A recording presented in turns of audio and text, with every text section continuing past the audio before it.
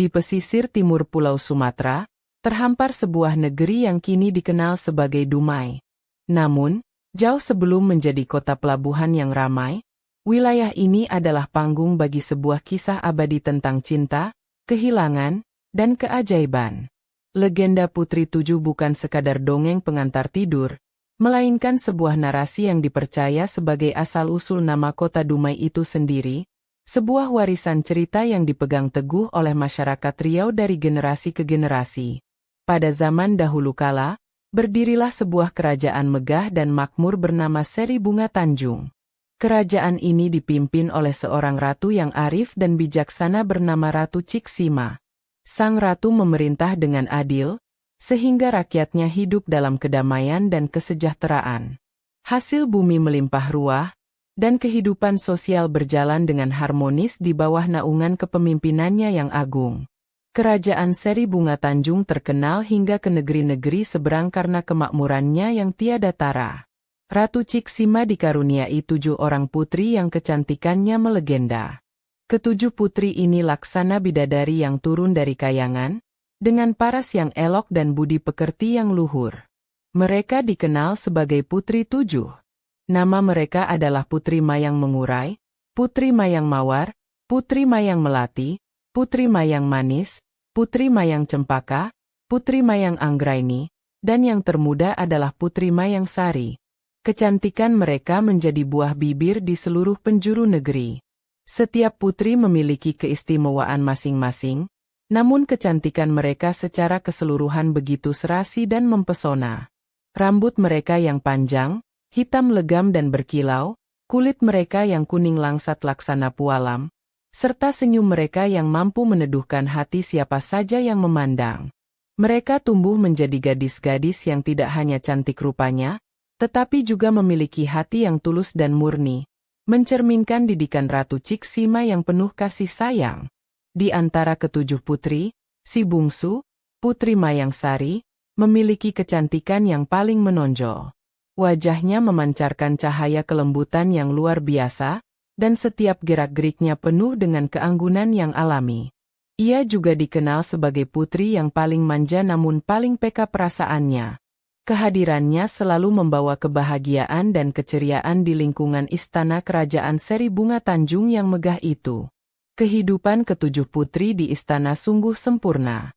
Mereka menghabiskan hari-hari mereka dengan belajar, bermain, dan membantu ibunda mereka dalam urusan-urusan ringan kerajaan.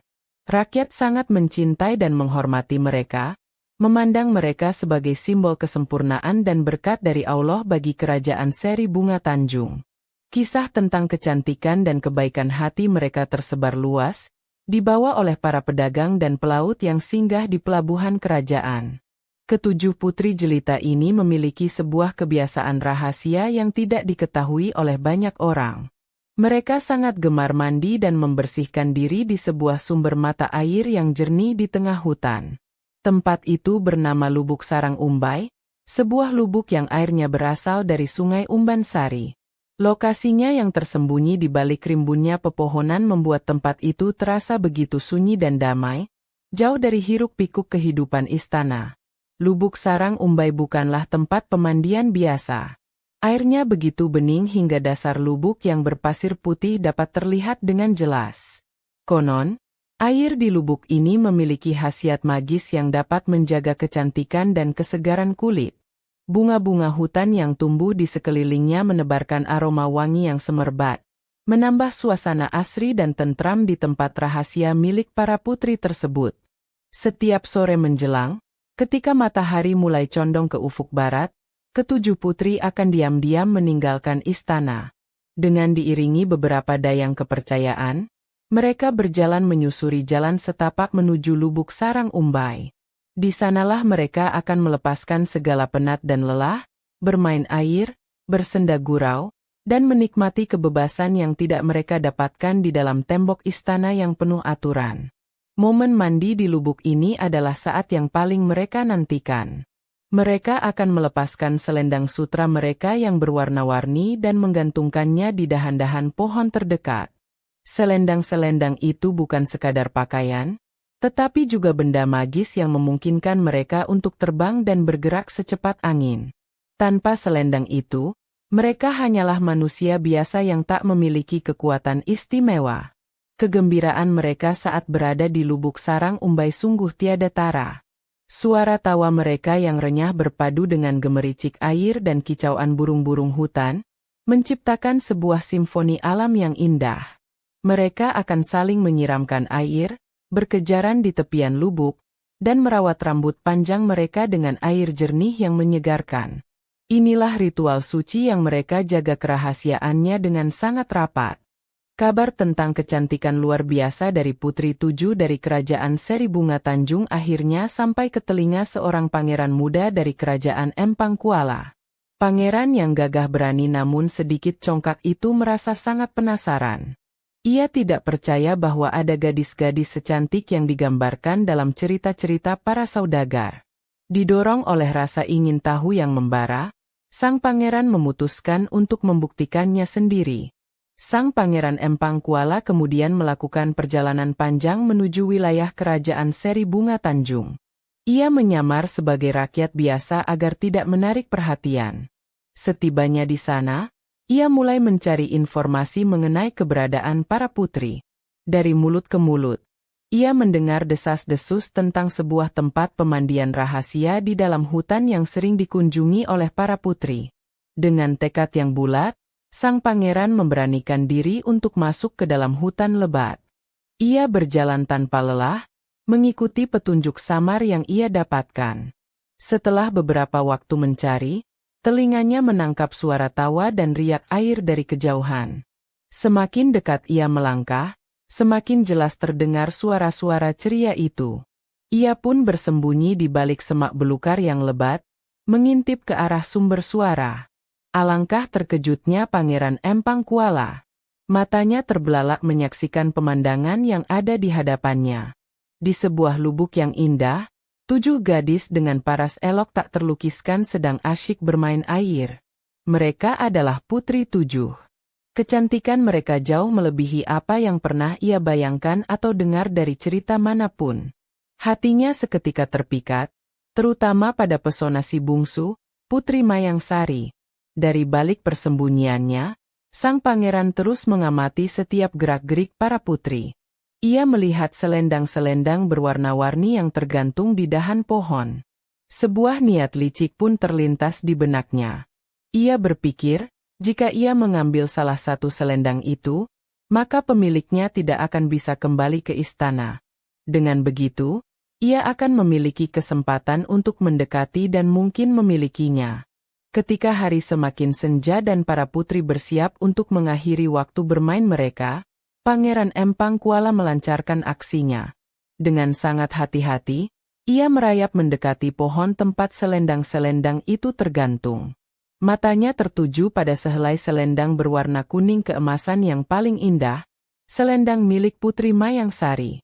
Ia tahu, putri bungsu itulah yang telah mencuri hatinya. Tanpa berpikir panjang, dengan gerakan cepat ia menyambar selendang itu dan segera kembali ke tempat persembunyiannya. Para putri yang telah selesai mandi mulai mengambil selendang mereka masing-masing. Satu persatu mereka mengenakannya, bersiap untuk pulang sebelum malam tiba. Namun, kepanikan mulai terjadi ketika Putri Mayang Sari tidak dapat menemukan selendang miliknya. Putri Mayang Sari mencari ke seluruh penjuru dengan cemas. Ia memeriksa setiap dahan, setiap semak, dan setiap bebatuan di sekitar lubuk. Namun selendang kesayangannya tetap tidak ditemukan. Kakak-kakaknya turut membantu mencari, namun usaha mereka sia-sia. Langit mulai gelap, dan mereka tahu mereka tidak bisa berlama-lama lagi di dunia manusia. Dengan berat hati dan berlinang air mata, keenam kakaknya harus pamit. Mereka tidak bisa menentang takdir dan harus segera kembali ke istana sebelum kekuatan mereka memudar. Mereka mencoba menghibur sang adik, berjanji akan mencari cara untuk menolongnya. Namun, Putri Mayang Sari hanya bisa menangis pilu, menyaksikan keenam kakaknya terbang meninggalkannya seorang diri di tengah hutan yang mulai gelap. Tinggallah Putri Mayang Sari seorang diri dalam kesedihan dan ketakutan. Ia terus memanggil-manggil nama kakak-kakaknya, namun yang menjawab hanyalah gema suaranya sendiri dan suara binatang malam. Ia merasa putus asa, tidak tahu harus berbuat apa dan pergi kemana.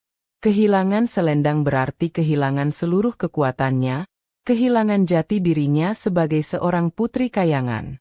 Di tengah keputusasaan Putri Mayangsari, Pangeran Empang Kuala pun keluar dari persembunyiannya. Ia berjalan mendekati sang putri dengan berpura-pura terkejut dan tidak tahu apa-apa. Ia memasang wajah iba dan menawarkan bantuan kepada gadis malang yang sedang menangis terseduh-seduh di tepi lubuk itu. Tentu saja, Putri Mayangsari tidak menyadari bahwa pemuda di hadapannya adalah penyebab dari semua penderitaannya.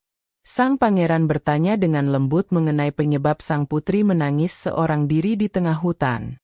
Putri Mayangsari, dengan polosnya, menceritakan semua yang terjadi, bahwa ia telah kehilangan selendang ajaibnya dan kini terpisah dari saudara-saudaranya.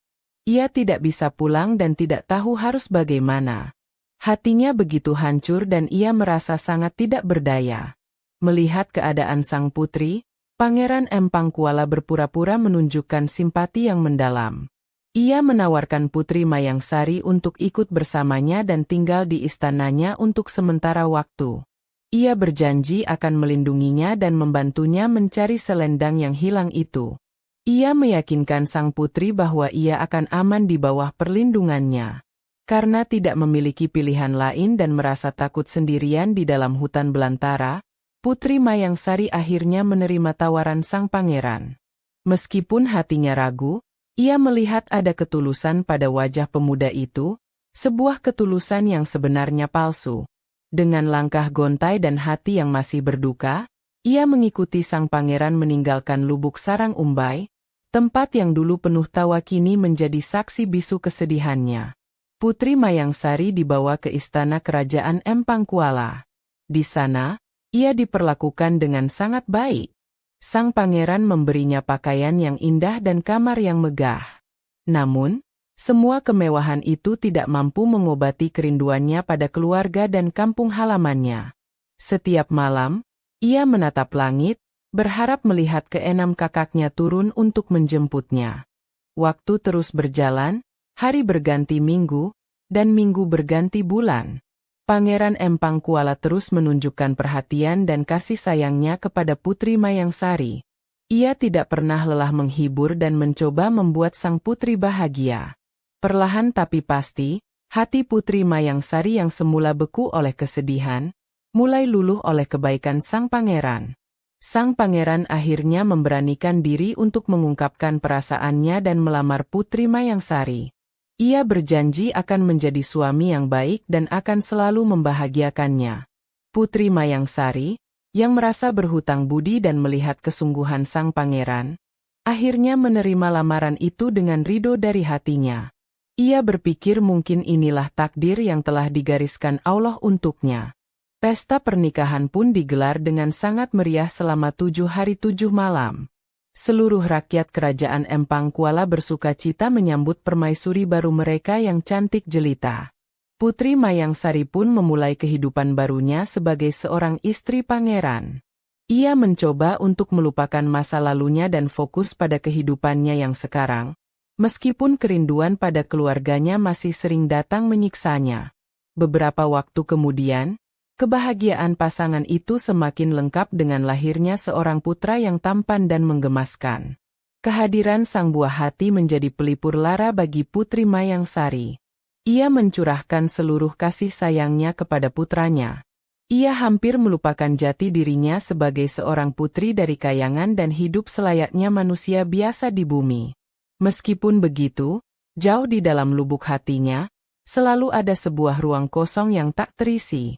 Sebuah kerinduan yang mendalam pada dunia asalnya, pada Ratu Ciksima, dan pada keenam saudarinya.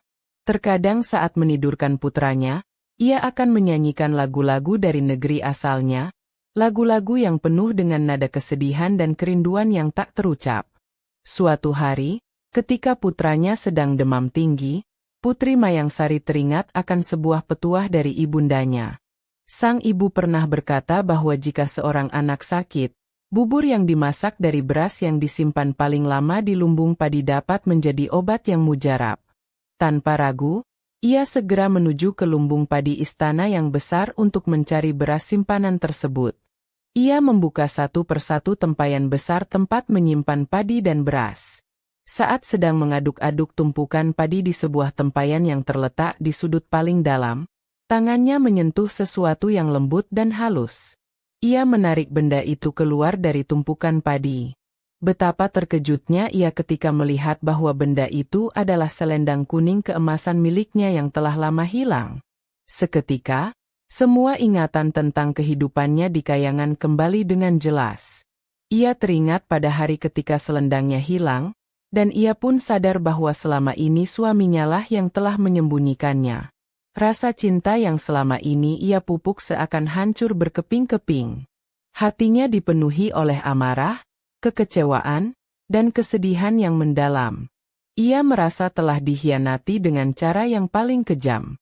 Dengan air mata yang bercucuran dan selendang di genggamannya, ia segera menemui suaminya. Pangeran Empang Kuala yang melihat selendang itu di tangan istrinya menjadi pucat pasi dan tidak bisa lagi mengelak. Dengan tatapan terluka dan suara bergetar, Putri Mayang Sari pun menuntut penjelasan. Ia berkali-kali melontarkan pertanyaan tentang di mana selendang miliknya telah disembunyikan selama ini. Sebuah pertanyaan yang lahir dari hati yang hancur.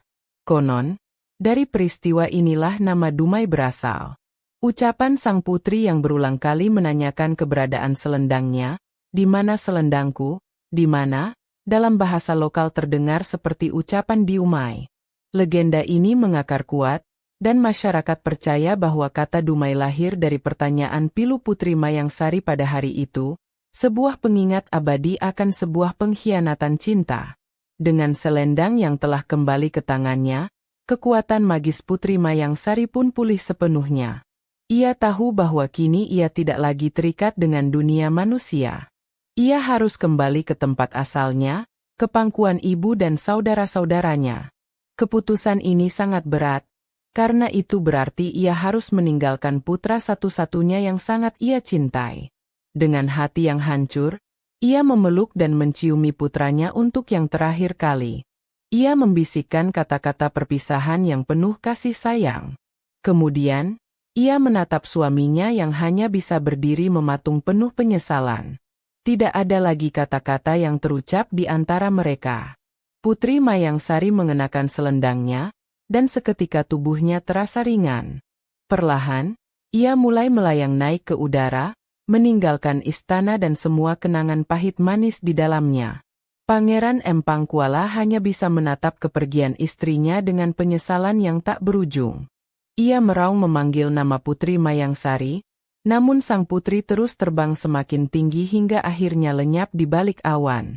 Sebelum benar-benar menghilang, Putri Mayang Sari sempat berjanji dari angkasa. Ia berjanji bahwa setiap bulan purnama, ia akan turun ke bumi untuk menyusui putranya. Ia juga berjanji bahwa jika suatu saat nanti kerajaannya diserang musuh, ia dan keenam saudarinya akan datang membantu dengan mengirimkan ribuan ekor lintah yang akan menghisap darah para musuh hingga tewas. Janji itu menjadi sebuah harapan sekaligus kutukan. Kerajaan Empang Kuala memang selamat dari berbagai serangan berkat bantuan gaib itu, namun sang pangeran harus hidup selamanya dalam penyesalan dan kesepian, merindukan istri yang telah ia khianati. Kisah Putri Tujuh pun menjadi legenda abadi, diwariskan turun-temurun sebagai pengingat tentang cinta, kejujuran, dan akibat dari sebuah tipu daya. Kisah legenda Putri Tujuh mengajarkan kita sebuah pelajaran yang sangat berharga tentang pentingnya kejujuran dan ketulusan dalam sebuah hubungan. Kebahagiaan yang dibangun di atas kebohongan dan tipu muslihat tidak akan pernah abadi. Seperti yang dialami Pangeran Empang Kuala, ia mungkin berhasil mendapatkan Putri Mayang Sari untuk sementara waktu.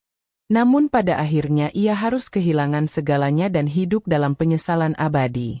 Cinta sejati harus lahir dari ridho dan kepercayaan, bukan dari paksaan atau kelicikan.